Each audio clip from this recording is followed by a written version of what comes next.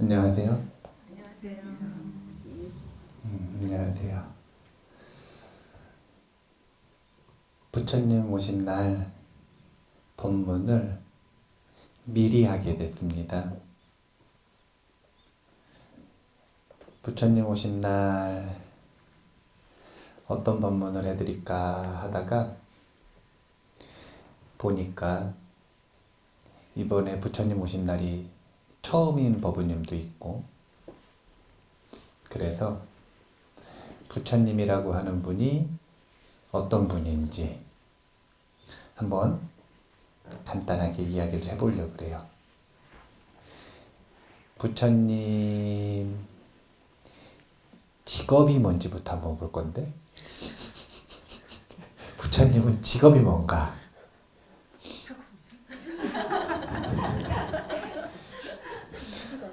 근데 이게 되게 중요한 문제예요. 왜냐면은 불자라고 하는 뜻을 보면 부처님 자식이라는 뜻이잖아요. 그러면은 아버지 직업이 뭔지는 정확히 알아야죠. 예. 그러면은 부처님 직업은 뭘까요? 부처님 컨설팅. 컨설팅. 예. 일단은 그 부처님이라고 하는 분은 출가 전 직업과 출가 후 직업이 바뀝니다. 출가 전에는 직업이 뭐였죠? 왕자. 왕자였어요, 왕자. 29년 경력 왕자입니다. 예, 국왕이 되기 전 곧바로 출가를 하셨기 때문에 29년간 왕자만 하다 출가하셨어요. 왕자. 그럼 출가해가지고 깨달음을 이루신 다음에는 직업이 뭐가 됐을까요? 선생님. 컨설팅. 컨설팅. 그러니까 이제 이 직업이라고 하는 말에 조금 민감해요. 왜냐면은 군종장교 이제 임관을 할 때 보면 이제 거기다 직업을 적을 때 군종장교가 나중에 되는 거지, 그 전에는 이 목사님들이나 신부님들은 이 성직자라고 적어요. 근데 스님들은 성직자라고 안 적거든요. 스님들은 직업란에 뭐라고 적냐면 무직 이렇게 적습니다. 이게 스님들의 세계관이에요. 직업이라고 하는 건 그거 해서 먹고 사는 게 직업이잖아요. 그쵸? 그걸 해가지고 돈을 벌어서 의식주를 해야, 그래야 직업이잖아요. 그래서 스님들은 거기다가 무직이라고 적든지 아니면 직업에 없는 직업, 수행자라고 적든지. 부처님은 출가하신다면은 직업이 뭐예요, 그러면? 무직 또는 수행자죠. 그런데 무직 또는 수행자였는데 수행을 완성하고 나서 직업이 다시 생긴 거예요. 그 직업이 도대체 무엇인가? 그 직업이 무엇인지는 부처님 태어나시는 장면을 보면 알 수가 있는데, 부처님이 태어나실 때 아주 특이한 행동을 하시죠. 예, 특이한 분이에요. 태어나시자마자 동쪽으로 7걸음, 남쪽으로 7걸음, 서쪽으로 7걸음, 북쪽으로 7걸음을 걸으셨대요. 그리고 나서 가운데로 오셔가지고 한 손은 하늘을 찌르고 한 손은 아래를 찌른 다음에 이 자세에서 뭐라 그러셨냐면 천상천하 유아독존, 그리고 삼계화택 아당한지라고 하는 말을 하셨대요. 태어나시자마자 7걸음씩을 걸으시고 가운데 오셔가지고 하늘과 땅을 찌르고 선언을 하시기를 천상천하 유아독존 삼계화택 아당한지다 라고 해서 자신의 온 삶을, 자신의 80평생을 어떻게 살아갈지에 대한 선언을 보여주고 계시는 거예요. 그러면 이 등장신, 예, 이 등장신. 이 등장신을 잘 분석을 해보면 석가모니 부처님의 직업을 알 수가 있는데, 첫 번째는, 자, 손을 보세요. 이렇게 하고 있죠. 하나는 아래를 찌르고 있죠. 자, 이건 지금 무슨 자세예요? 춤추는 자세죠. 춤추는 자세죠. 춤추는 자세요. 춤추는 자세. 그래서 부처님은 댄서라. 아, 부처님은 댄서예요.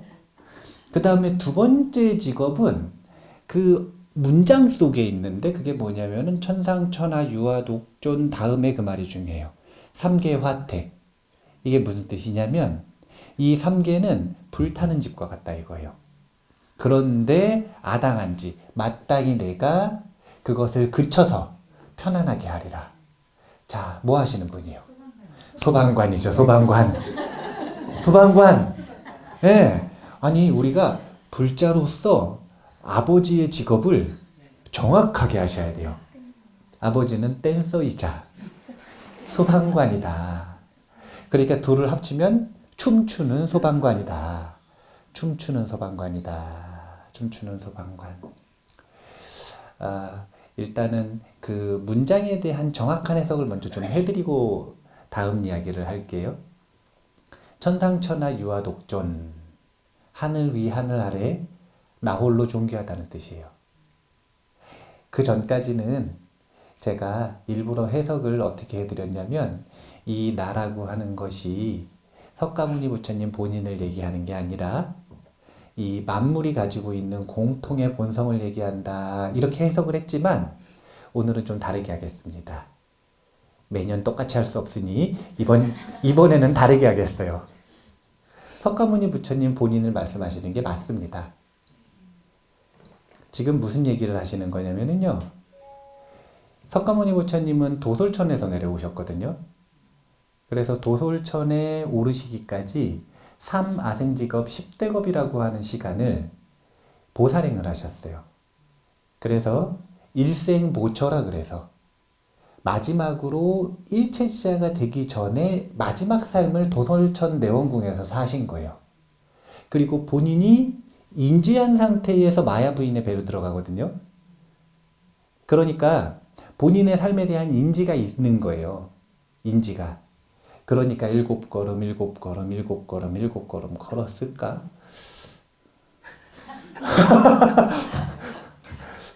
근데 이제 천상천하 유아독존이라고 하는 언어가 나오는 거죠. 무슨 뜻이냐면요, 일체지자가 될 마지막 삶이기 때문에 하늘 위 하늘 아래에 있는 모든 범부들과는 비할 바가 없다라는 겁니다. 본인의 지금 이 삶이, 마지막 삶이. 그래서 정말로 본인의 마지막 삶이 홀로 존귀하다라고 이야기하신 게 사실은 맞아요. 맞아요. 이거는 잘난 척하는 게 아니라 그냥 있는 그대로를 얘기하는 거예요. 있는 그대로. 그 석가모니 부처님이 출가하셔가지고 5년 동안, 6년 동안 고행을 하실 때 함께 했었던 비구들이 있거든요. 오비구예요. 나중에 비구가 되죠.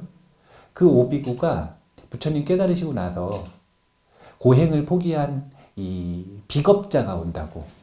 절대로 인사도 하지 말고, 바로도 받아들이지 말고, 예도 갖추지 말고, 쉽게 얘기하면 그냥 무시하자. 서로 약속을 했거든요. 근데 석가모니 부처님이 가까이 딱 오시니까 그 위에 반해가지고 자기도 모르게 일어나는 거예요.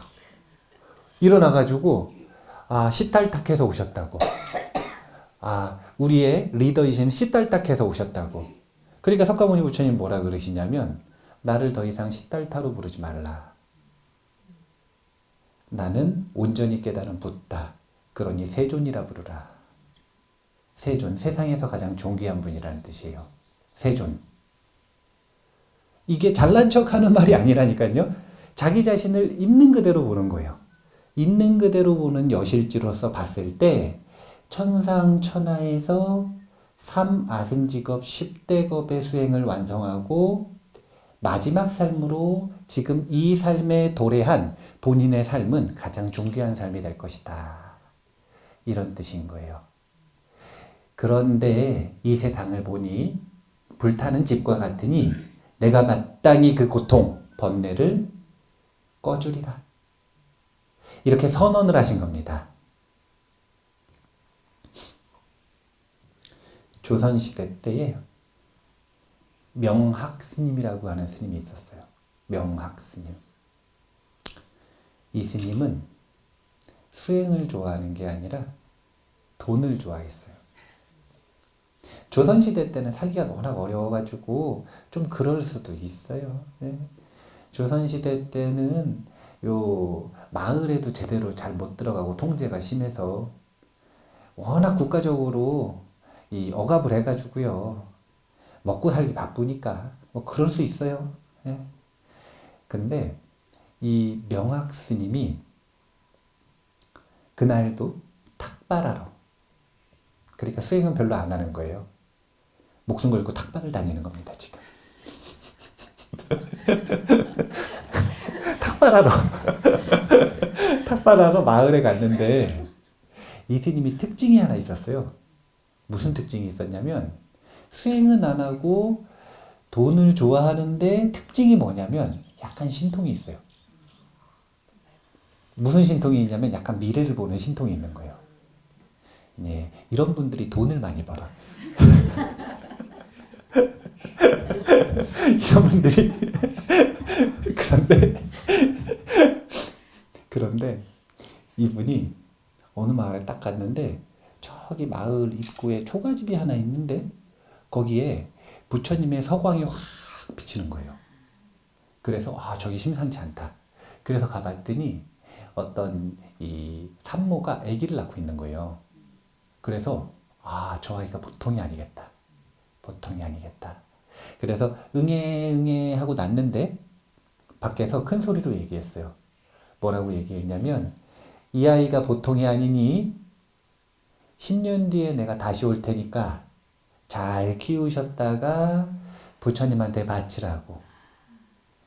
이 아이 밖에서 못 사니까 10년 뒤에 출가시킬 준비하라고. 지금은 못 데리고 가니까 10년은 잘 키우라고. 그러니까 애기 낳자마자 지금 엄마가. 근데 요즘 같으면 뭔 소리냐고 하겠지만 그때는 신심이 깊으니까. 신심이 깊으니까. 스님이 문득 와서 그런 얘기하면 아이고 스님 잠시만요 그러고 질문을 하는 거예요. 만약에 정말로 부처님의 아이라면 당연히 출가를 시켜야겠지만 혹시 다른 밖에서 살 수 있는 방법은 전혀 없습니까? 명학생이 없대요. 전혀 없대요. 10년 무조건 잘 키우고 출가시켜야 된대요. 그러니까 이 엄마가 오케이 그랬어요. 오케이. 제가 잘 모시겠습니다. 오케이. 10년이 지났습니다. 10년이 지났어요. 10년이 지나서 명학스님이 그 집에 갔어요. 그러니까 이 엄마가 딴소리를 하는 거예요. 무슨 소리냐면 아버지가 반대한다는 거예요. 자기도 안 그래도 10년 뒤에 모시고 가게 하려고 마음을 먹고 있었는데 말을 했더니 남편이 반대를 한다 이거예요. 그래가지고 명학스님이 무슨 도리가 있나요? 반대한다는데? 방법이 없잖아요. 그래서 그냥 돌아갔어요. 범어사로. 이 범어사 문중이었대요. 범어사로 돌아갔는데 범어사로 딱 돌아가가지고 본인 방에 들어갔는데 웬 애기가 하나 와 있는 거예요. 10살짜리. 10살짜리 애가 하나 와 있어요. 그래서 넌 어디서 왔냐? 그러니까 그 집에서 왔대요. 왜 왔니? 그러니까 스님이 나 태어나는 날 10년 뒤에 온다 그러지 않았냐고. 10년 뒤에 온다 그러지 않았냐고. 그러면은 너는 그럼 여기는 어떻게 왔냐고. 그러니까 신통으로 왔습니다 그러는 거예요. 신통력으로 왔대요. 그러니까 이 명학생님이 역시 보통 얘기가 아니다. 역시 보통 얘기가 아니다. 그래가지고 신통이라 하면 몸을 변화시켜서 왔느냐, 축지법으로 왔느냐, 날아서 왔느냐, 어떻게 왔느냐 물어봤어요. 궁금하니까. 그러니까 이 아이가 굉장히 의아한 표정으로 보고 듣고 맛보고 걷는 이 일상이 신통인데 무슨 그런 특별한 신통을 말씀하시냐고. 자긴 걸어왔다고. 나는 걸어왔다고. 이게 보통 얘기가 아닌 거예요. 그래서 명학스님이 할 말이 없어가지고 이 근기가 보통이 아니니까 이름을 방광이라고 지어줬어요. 그 방광 아니야. 그 방광 아니고. 그 방광 아니야. 그 방광 아니고. 그 방광이 아니라 빛이 방광이었다고요. 아이가 상스러운 빛을 방광하면서 태어났기 때문에 방광이라고 졌어요. 그래가지고 삼위승으로 놓고 출가를 시켰는데, 아이고, 얼마나 보통 내기가 아닌지. 이제 3이면 비구 스님들이 수행 잘 하실 수 있게 일하면서 이 보좌를 해줘야 되니까 나무를 하러 가라 그랬어요. 그랬더니 하루 종일 있다가 그냥 와가지고 하는 말이 빈지게로 온 거예요. 넌 왜 빈지게로 왔느냐 그러니까 도끼를 나무에다 딱 댔는데 나무가 너무 아프다고 울더래요. 그러니까 명학스님이 들려? 본인은 안 들리니까 할 말이 없는 거예요. 이 자식 보소. 그리고 넘어갔어요. 그리고 나서 다음 날은 이제 나무를 어떻게 하는지 직접 보려고 이 명학스님이 방광스님을 따라가는데, 따라가다가 보니까 힘들잖아요. 산에 올라가다가. 그러니까 명학스님이 바위에 턱 걸터 앉힌 거예요.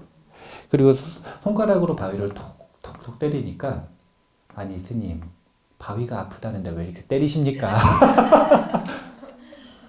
아니 스님 맨날 법문해 주시길 자비로워야 된다 그러고 만물에 부처님이 계시다고 그래놓고 왜 부처님을 그렇게 때리니요? 그러니까 이제 이쯤 되니까 명학스님이 방광스님을 도저히 감당할 수가 없는 거예요. 그래서 금강산 영원동이라고 하는 곳에 자기 도반스님이 있는데 소개서를 써줘서 거기 가서 공부를 해라. 그래서 이제 영원동으로 보냈습니다. 이제 영원동에서 15년 동안 수자로 있었어요. 이 방광스님이. 그리고 15년째 되는 날 완전한 깨달음을 얻었다 그래요. 완전한 깨달음을 얻고 한 3년에서 5년 정도 더 이제 이 깨달음의 즐거움을, 환희를 누리고 있는데, 산매에 들어가지고 환희롭게 탁 산매에 들어서 깨침의 즐거움을 누리고 있는데 영원동에서 갑자기 산매 속에서 문득 뭐가 보이는 거예요. 이제 그 깨침을 얻고 나서는 저희 본명이 바뀌었습니다. 호가 생겨가지고 영원이었어요. 영원동에서 바뀌었다고요. 영원동에서 깨쳤기 때문에 영원으로 바뀌셨어요. 영원 스님이 산매에 들어가지고 다 수행을 하면서 이 환희를 누리고 있는데 갑자기 산매 속에서 뭘 봤어요. 뭘 봤냐면 스승을 봤어요. 한 20년째 못 본 거잖아요, 지금. 은사쌤은 한 20년째 못 본 거잖아요, 수행하느냐고. 근데 산매 속에서 딱 본 거예요. 어딨나 봤더니 염라대왕하고 만나고 있네요. 염라대왕하고 만나고 있어요. 딱 보니까 염라대왕이 이 명학쌤한테 묻는 거예요. 너의 이름이 명학이냐? 맞대요. 너는 잘한 게 뭐 있느냐? 물어보시는 거예요. 잘한 게 아무것도 없는 거예요. 너는 수행자가 선한 일은 하나도 하지 않고 돈만 좋아했으니 구렁이로 태어나라. 그래서 구렁이 몸을 받게 되는 그 순간을 산매 속에서 본 거예요. 자, 이 영원 스님은 이제 어떻게 할까요? 자, 첫 번째로 부처님이 태어나시는 그 등장씬을 보면 이제 부처님의 삶에는 아주 중요한 씬이 8장면이 있어요. 8장면. 도솔레 의상부터 시작해서 비람강생상 그리고 마지막 쌍림열반상까지 8상이 있는데 8상. 그 중에 두 번째 씬이란 말이에요. 비람강생상. 마야 부인이 친정으로 아이를 낳으러 가다가 룸비니 동산에서 이렇게 잎을 딱 잡고 낳는 장면이 있죠? 옆구리로 나왔어요. 옆구리로. 예, 옆구리로. 제왕절개를 했을까요? 옆구리로 이렇게 나왔는데 이 옆구리로 부처님이 딱 그 나오시는 그 장면이 딱 있는데 이 장면 속에서 하셨던 말씀이 있잖아요. 그게 뭐냐면 천상천하 유아독존이다. 이건 왜 유아독존이냐면 사람들은 이 세상에 태어날 때 업에 묶여서 태어납니다. 이걸 범부라 그래요. 이런 걸 업생이라 그래요. 그래서 자신의 업 따라 태어나는 거예요. 그런데 깨달으신 분들은, 업에 묶여 있지 않은 분들은 뭐에 의해서 태어나냐면 원에 의해서 태어나요. 이런 걸 원생이라 그래요. 그래서 업생은 본인의 전생을 기억하지 못하고 원생은 본인의 전생을 기억합니다. 지금도 저 티베트에는 원생들이 많죠. 예. 부탄 이런 데 보면 나라에 공식적으로 등록된 원생들이 많이 있습니다. 유치원생 말고요. 원생. 여러 번 이미 지금 삶을 이어나가고 계시는 분들, 본인이 어디 태어날 건지 예고하시고 제자들이 그 스승을 찾아서 여러 생 지금 벌써 이 스승으로 살아가고 있는 분들, 그런 분들이 많고 대표적인 분이 달라이라마죠. 예. 그런데 그런 존재들이 바로 원생인데 이 원생들이 삶을 계속 이어나가면서 새롭게 태어나면서 뭘 하고자 하는 거냐면 일생보초의 자리까지 가려고 하는 거예요. 그러니까 일체지자가 되는 마지막 삶, 부처님 되기 전 마지막 삶을 살기 위해 보살행을 하고 있는 거거든요. 근데 원생 중에서도 가장 지극한 원생이기 때문에 비할 바 없는 홀로 존귀한 존재라고 이야기를 한 거예요. 그런데 이 원생들 같은 경우에는 이 세상이 고통으로 느껴질까요? 아니면 열반으로 느껴질까요? 원생들은 이미 열반하고 왔슈. 이미 열반의 힘이 강해요. 이미 열반의 힘이 강하고 열반의 공덕이 있기 때문에 이 세상을 고통으로 경험하지 않는다라는 거예요. 그들은 대부분이 좋은 환경에서 살고요. 나쁜 환경에서 살아도 그것을 행복으로 경험할 수 있는, 소화할 수 있는 능력이 있어요. 마음의 힘. 그렇기 때문에 그들에게 삶은 고통이 아니라 뭐냐면 댄스입니다. 댄스. 이들은 보살의 삶을 완성하기 위해 끊임없이 보살행을 하고 있는데 그 원생의 모든 삶이 뭐냐면 바로 보리의 춤이다.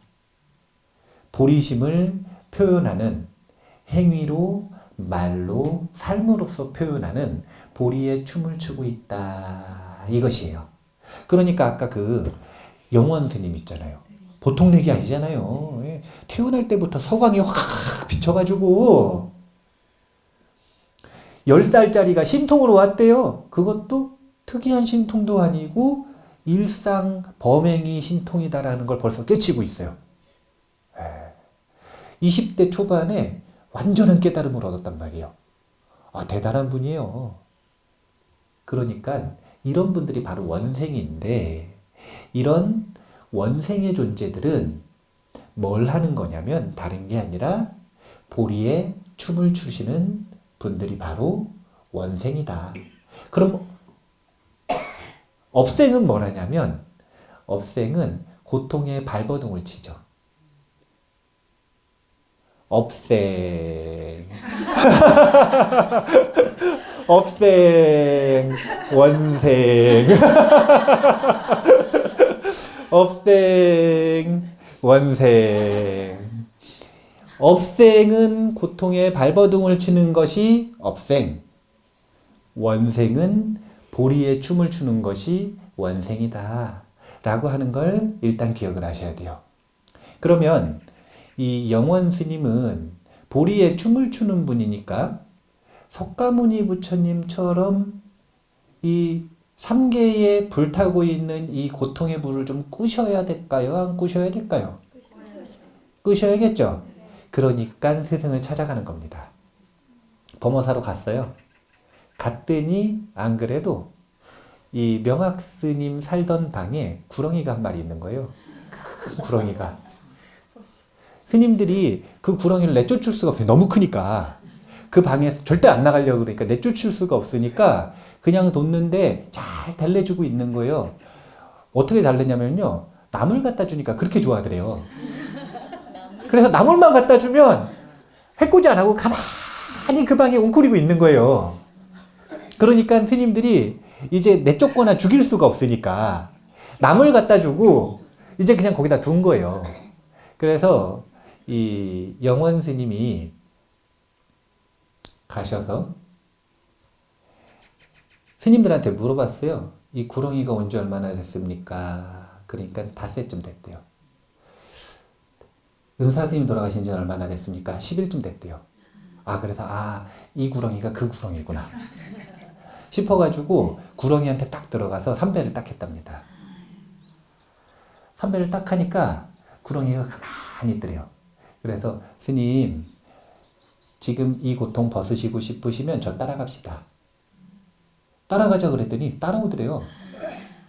그래서 이 누구죠? 영원 스님. 이 영원 스님을 따라서 쭉 구렁이가 오다가 범어사 저기 밑에 보면 이제 계곡이 있었나 봐요. 그 계곡쯤 와가지고 영원 스님이 한마디 하고 아유 스님 이제 고통을 좀 벗으셔야 됩니다. 라고 한마디를 하고 구렁이를 요 주장자로 탁 때려서 죽였대요. 근데 그 구렁이 근처에서 갑자기 파랑새가 한 마리가 나왔대요. 그래서 파랑새를 딱 잡아가지고 이제 이 길을 인연처를 따라서 인연처를 찾아서 떠나는데 떠나는 동안 무슨 뭐 개가 짝짓기를 한다든지 누가 짝짓기를 한다든지 그런 짝짓기 하거나 밤에 되면 무슨 집에서 또 이 사람들이 짝짓기를 하거나 그러면 자꾸 이 새가 그 짝짓기 하는 대로 도망가려고 그러는 거예요.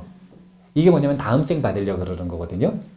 그래서 영원 스님이 아주 꽉 잡고 가가지고 꽉 잡고 가서 인연처에 도래해서 젊은 부부가 있는데 그 젊은 부부한테 새를 딱 주면서 얘기를 했대요. 이 새가 1년 동안 도망가지 못하게 하라고. 그러면 집에 길동자, 옥동자가 태어날 거라고. 아주 길상의 옥동자가 태어날 거라고. 그러니까 안 그래도 결혼해가지고 3년째 애가 안 생겨가지고 걱정하고 있는 집이었는데 스님이 오셔가지고 옥동자가 태어난다 그러니까 너무 좋은 거예요. 그 얘기 끝에 근데 10년만 키우고 저한테 주면 된다고.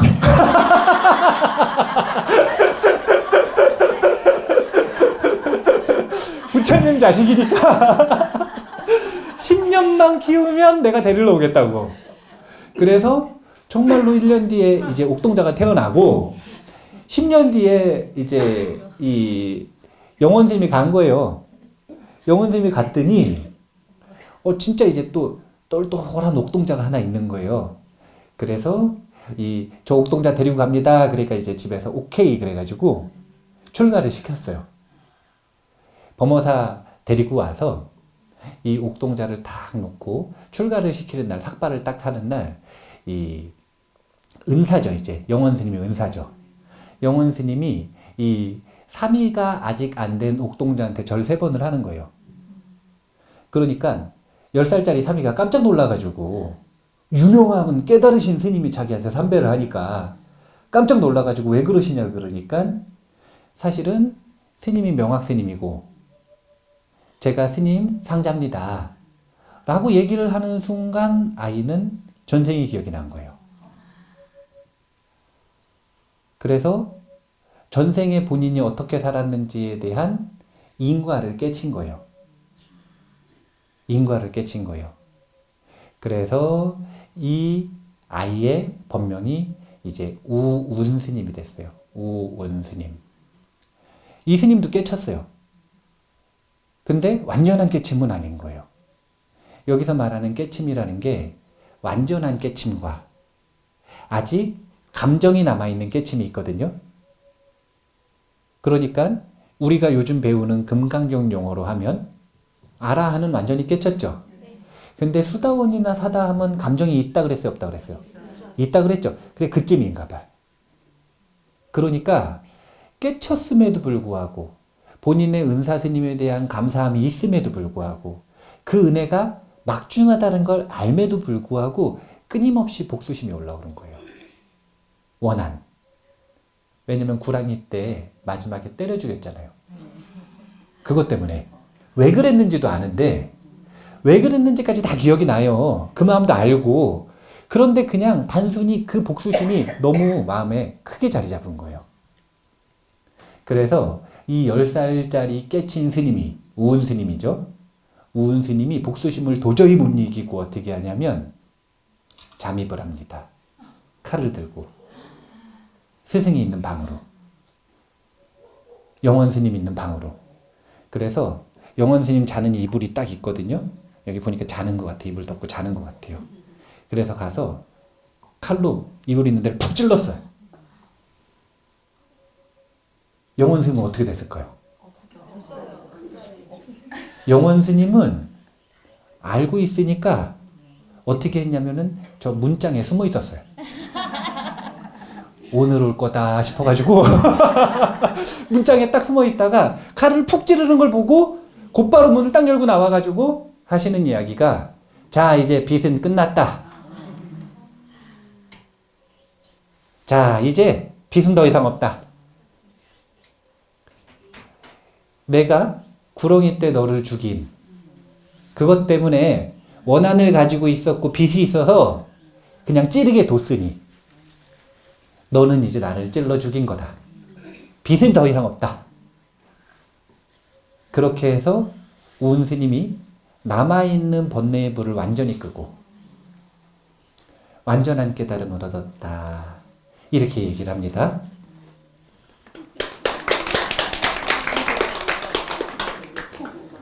참고로 이 영원 스님이 누구냐면 이 함양의 영원사라고 하는 절이 있대요.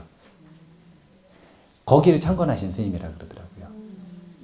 근데 제가 이 설화 속에서는 그 함양에 있는 영원사 스님이라 그래서 인터넷에 찾아봤더니 거기는 또 통일신라 시대 때 창건을 했다고 역사가 돼 있어요. 그러니까 설화와 역사 중에 어떤 게 맞는지 모르겠으나 설화 속에서는 그 함양 영원사와 관련된 이야기가 바로 이 이야기예요. 영원 스님과 우운 스님, 그리고 그 위에서는 명확 스님. 보면 이렇게 끊임없이 원생이 업생을 이끌고 업생을 원생으로 만들고 그 원생은 다시 업생을 이끌고 이런 과정들을 끊임없이 걷는 게 그게 바로 뭐냐면 보살의 삶인 거예요. 두 번째로 보면 3계 화택 아당한지라 그랬잖아요.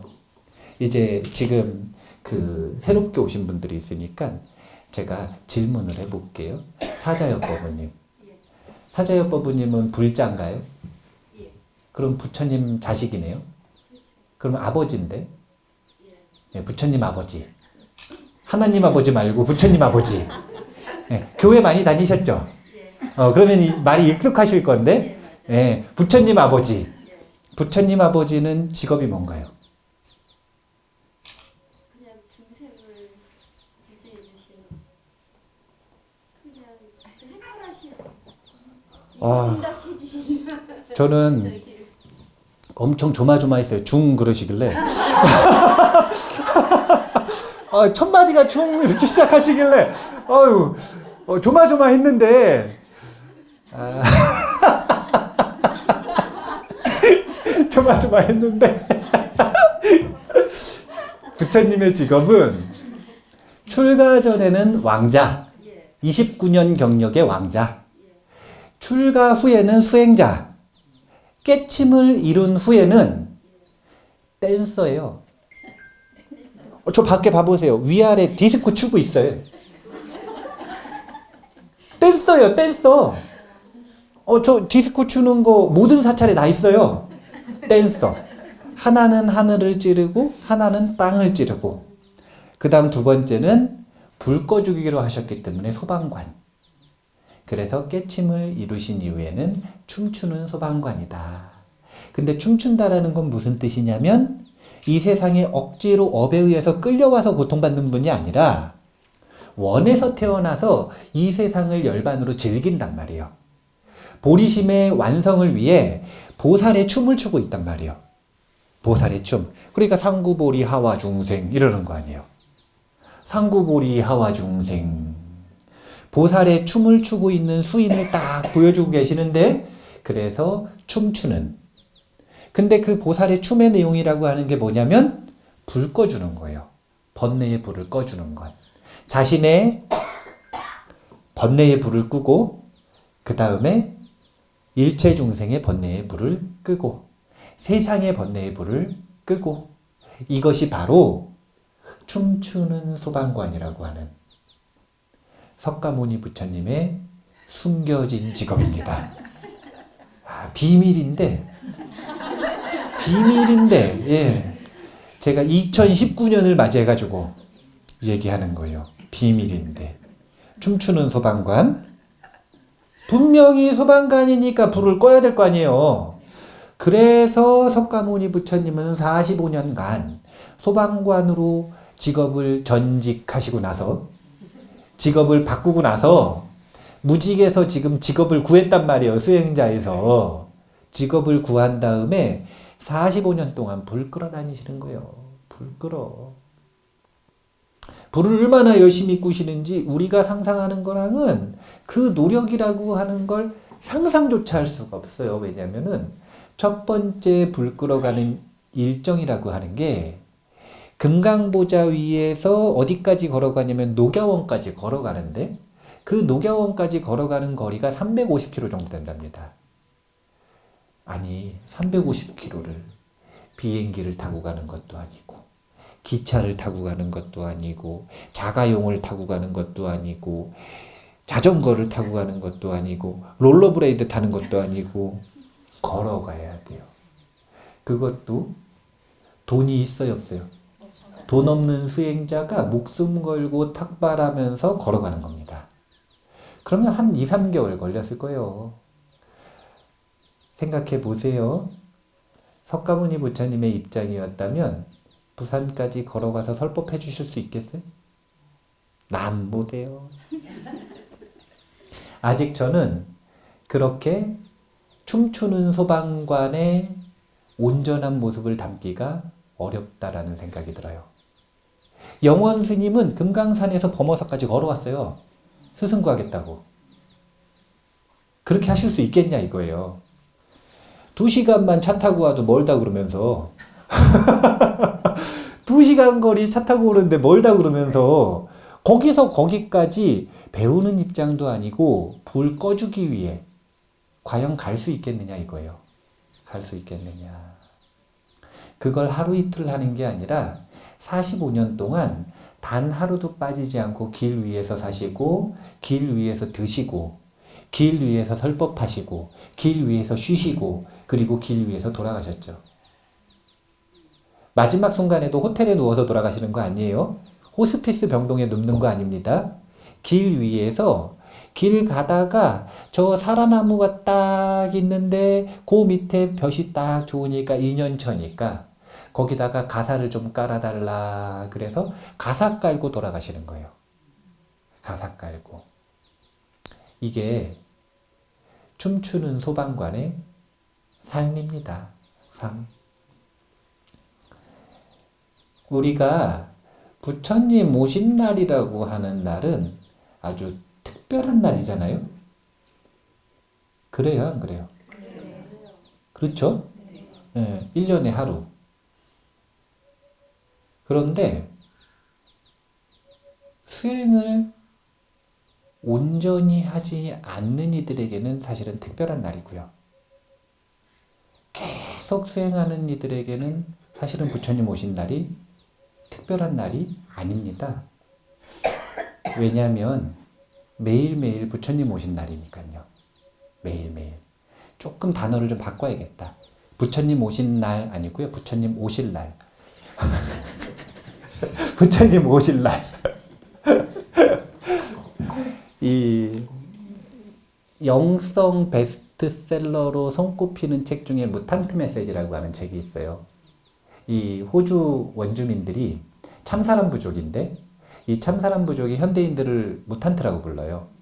그래서 이 무탄트들에게 보내는 메시지를 여의사가 몇 개월 동안 동행하면서 사막을 횡단하는 그 과정을 동행하면서 듣는 거예요. 그래서 그걸 책으로 냈거든요. 근데 이 참사람 부족 같은 경우에는 생일을 맞이하는 방식이 좀 틀리답니다. 어떻게 틀리냐면요. 우리는 시간 지나면 1년에 한 번 생일이잖아요. 이 사람들은 생일을 시도 때도 없이 한대요. 그리고 그 생일을 누가 정하냐면 자기가 오늘 자기 생일 하겠다고 말한답니다. 공지하는 거죠. 자기 오늘 자기 생일 한다. 그럼 그 기준은 도대체 뭐냐? 스스로 자각이 될 만큼 자신의 삶이 성장했을 때 자기가 자기를 돌아봐서 자신의 의식과 자신의 삶이 더욱 가치 있어지고 의미 있어지고 의식의 성장을 이루었다라는 게 자각이 될 때, 자기 증명이 될 때, 자기가 설득될 때, 그때 부족 전체에 공지하는 거예요. 오늘 내 생일이다. 오늘 내 생일이다.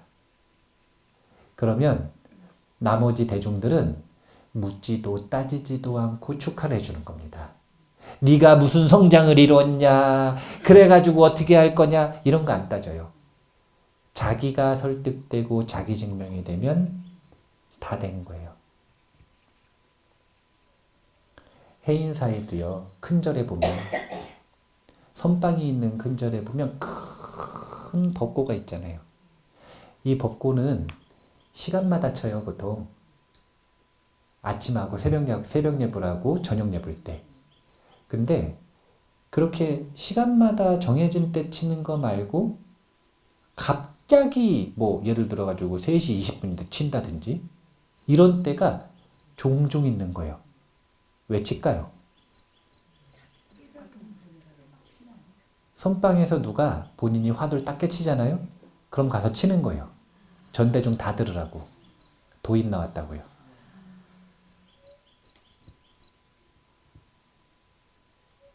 부처님 오신 날을 1년에 한 번 하는 게 맞을까요? 아니면 무탄트 메시지 참사람 부족처럼 정말로 누군가가 부처님 오실 보리심을 일으키고 보리심이 발전하고 그리고 번뇌의 불이 꺼지고 그렇게 해서 의식이 성장하고 이럴 때 부처님 오신 날을 하는 게 나을까요? 우리는 어떤 방식을 써야 될까요? 둘 다 써야죠. 둘 다. 이렇게 자비심이 없으면 안 돼요. 아까 얘기했잖아요. 맨날 수행하시는 분들은 매일매일이 부처님 오신 날일 수 있다. 근데 수행 안 하시는 분들을 위해서는 특별한 날을 둬야죠. 그래야 나이롱 불자들이 1년에 한 번 오죠. 1년에 한 번 절에 오면은 이제 나이롱 불자 이렇게 표현한다면 근데 그 나이롱이 도대체 뭐예요? 근데 왜 그걸 나이롱 불자라고 하는 거예요? 아, 이랬다 저랬다 해서 그럼 이랬다 저랬다 하는 불자들이 1년에 한 번 특별한 날이라고 생각을 해서 올 날이 있어야 될 거 아니에요. 예. 그분들을 위해서 특별한 날로서 부처님 오신 날을 남겨두지만 그리고 특별한 날도 축하하고 같이 파티하고 하는 건 당연히 하지만 근데 수행하고 기도하고 자신의 삶을 바꾸기 위해 정말 노력하시는 분들 이분들은 그때가 아니라 매일매일이 부처님 오신 날이 될 수 있도록 자기 자신의 삶을 가꾸는 것이 훨씬 중요하다. 이 말을 하고 싶었어요. 이 말을. 그러다 보니까 우리 절은 케이크 자주 오는 거예요. 우리 절에는 법고도 없고 이러니까 케이크를 가져와가지고 다 같이 축하하잖아요. 네, 다 같이 축하하잖아요. 누군가 의식이 발전하거나 아니면 번뇌의 불이 꺼지거나 아니면 보리의 힘이 커지거나 아니면 공덕이 생기거나 아니면 죄책감에서 벗어나거나 아니면 소원을 성취하거나 뭐든 상관없이 그렇게 발전한 날, 그렇게 훌륭해진 날, 그렇게 높아진 날이 불자에게는 생일이고 그 불자의 생일이 바로 부처님 오신 날이다. 이제 부처님 오신 날 특별한 날하고 좀 구분할 거면 부처님 오실 날이다. 부처님 오실 날이다. 이걸 잘 알고 계셔야 돼요. 부처님 직업이 뭐라고요? 춤추는 소방관. 그래서 아들은, 딸은, 자녀, 자식들은 누구를 닮아가야 돼요? 아버지 닮아가야죠. 부모님 닮아가야 될 거 아니에요. 그러려면 삶을 고통에 얽매여서 사는 업생으로 살아가는 게 아니라 이 삶을 즐기고 평화롭고 열반으로 경험하는 원생의 춤추는 삶이 되어야 되고 그 춤추는 내용이라고 하는 건 다른 게 아니라 자신의 불과 남의 불을 꺼주는 사람이 돼야 된다는 거예요. 맨날 불 번지는 사람 말고 옆에다 불 내는 사람이 왜 이리 많아. 절에 다니시면서 그러면 절대 안 돼요. 그러면 남편 절대 안 와요. 부인도 절대 안 온다니까요. 절에 갔더니 승질을 긁기만 하네. 이러면서 자신의 마음에 불을 낸다고 절대 전법이 안 돼요. 그들의 마음의 불을 꺼주는 사람이 돼야 됩니다. 꺼주는 사람. 우리가 마음의 불이 대표적으로 나는 걸 한마디로 얘기하면 번뇌죠. 근데 그 번뇌 중에 가장 흔한 번뇌가 걱정이에요. 걱정. 걱정 때문에 이 번뇌가 많아지고 불나는 거란 말이에요. 티베트 속담에 이런 속담이 있습니다. 걱정하는 대로 걱정이 되면 걱정할 필요가 없겠네. 걱정하는 대로 내 마음이 걱정대로 되면 걱정할 게 없다라는 거예요. 걱정을 던져버리는 것에서부터 우리는 부처님을 닮아가는 춤추는 소방관이 될 수 있습니다. 걱정이 있는 상태에서 춤출 수 있어요, 없어요? 걱정이 있는 상태에서 불 옮겨요, 불 꺼줘요? 예. 얼굴 찡그린 방화범 되지 마시고, 예. 얼굴 찡그리고 사는 방화범 되지 마시고, 춤추는 소방관이 돼야 돼요. 그러려면은 걱정을 버려야 되잖아요. 자, 걱정을 버리는 방법을 하나 알려드릴게요. 어떻게 하시면 되냐면은, 자, 손에다가 돌멩이를 들었다고 생각을 하고 이렇게 손을 들어보세요. 자, 이렇게 10분이 있으면 손이 아플까요? 안 아플까요? 그럼 제가 계속 들고 있으라 그러면 계속 들고 계실 거예요? 안 들고 계실 거예요? 예? 여기 돌이 있는데? 10분도 말 안 들으실 거예요? 저는 1시간 정도까지 갈 줄 알았죠. 근데 만약에 1시간 있다, 그럼 다 들고 있을까요? 다 던져버렸을까요? 던져버렸어요. 그렇게 무겁고 힘든 걱정을 왜 들고 있냐 이거예요. 제가 들고 있으라고 말을 해도 어차피 안 들고 있을 거 아니에요. 내려버리세요.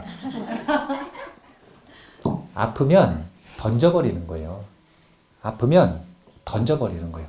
던져버리면 어떻게 되냐면 편안해진다. 춤을 출 수 있다. 자기가 편안하고 춤을 출 수 있어야 주변에 불 내는 게 아니라 불을 꺼줄 수 있다 이거예요. 그래서 부처님 오신 날 특별한 날이니까 나중에 저기 관불하실 때 본인이 가지고 있는 걱정들 다 던져버리시고 자신의 번뇌가 씻겨나간다고 생각을 하시고 애기 부처님한테 목욕을 시켜드리는 거예요. 자기 안에 있는 애기 부처님한테. 그렇게 관불의식을 통해서 걱정 버리시고 오늘은 진짜 부처님 오신 날이고 내일도 부처님 오신 날이 될 수 있게 그렇게 부처님을 닮아가는 춤추는 삶, 불 끄는 삶이 되셨으면 좋겠습니다. 아시겠어요? 네. 오늘 부처님의 숨겨진 직업. 네. 부처님이 어떤 직업으로 전직을 하셨는지, 연봉은 얼마나 되는지 까지는 얘기하지 않았지만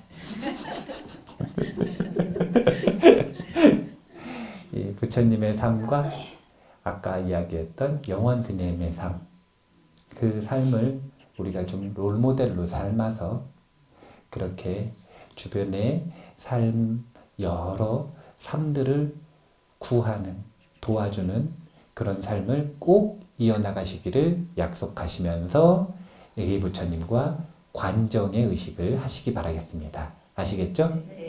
네, 그러면 오늘 이만 마치겠습니다. 감사합니다.